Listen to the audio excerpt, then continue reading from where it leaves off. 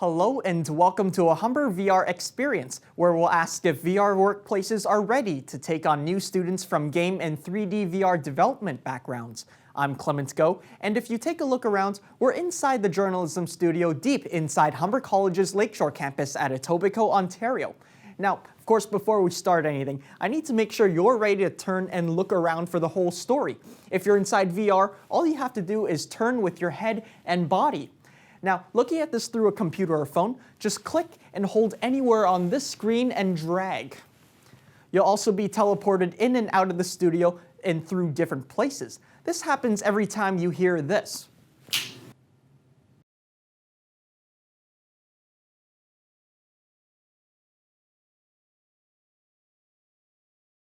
0 volts. So there's no electricity flowing through. Does that make sense? Yep. Why does it make sense? If you look to your left, third-year game programming student Samuel Bouchard is guiding me through 2 of the 3D VR training simulations they've built for the school's electrician and paramedic students. Of course, you're also standing in the middle of the new extended reality lab at Humber College's North Campus in Etobicoke. Go ahead, take a look around. To let her know that looks super in need of medical treatment. Yep, so we're going to use a clipboard and we're going to actually do triage. In this particular simulation, we don't do actual treatment. Yes. It's just making sure that the people that do require immediate assistance will get it first. So we can identify it. Exactly. So you can Let's move start on. with very basic questions, or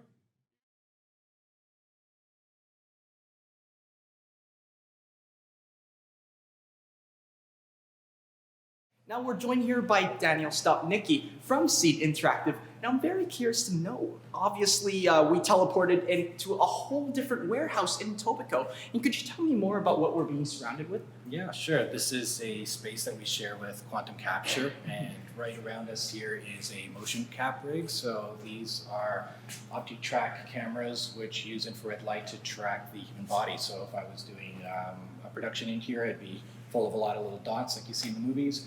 We're able to capture that motion and use it in film and video games. Far off in the distance, you'll see a camera rig.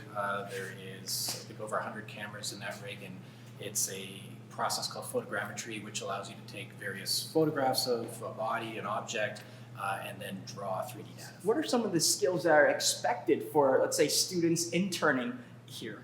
It really depends whether or not your background is as a 3D artist or as a programmer. It's very left brain, right brain, and most students that study will choose one or the other. Both of those are critical components of making any kind of visual gaming experience. How well do you think Ontario colleges are doing to teach their students and to prepare them for a career one day in virtual reality? I think they're all quite good. I've taught at 4 or 5 of them in the city. They're all comparable in terms of the background. The challenge for me, particularly on the art side, is not so much the technical skills as it is the raw art skills. And that's something that's often overlooked by students when making a choice of a college or even in the focus of their education, which is you can know where all the buttons are, but I still will not hire you to produce art. Because that becomes a soft skill. It becomes an eye, a certain look, a certain understanding of what is appealing, and then how to use the tools to generate that. So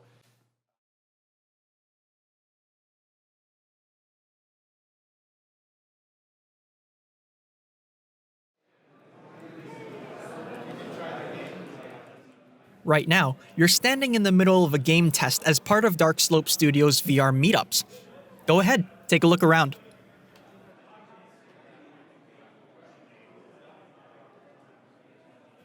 Tonight, the players around you are trying out Slug Terra, an arena-based shoot-'em-up which is also location-based. Let's move on.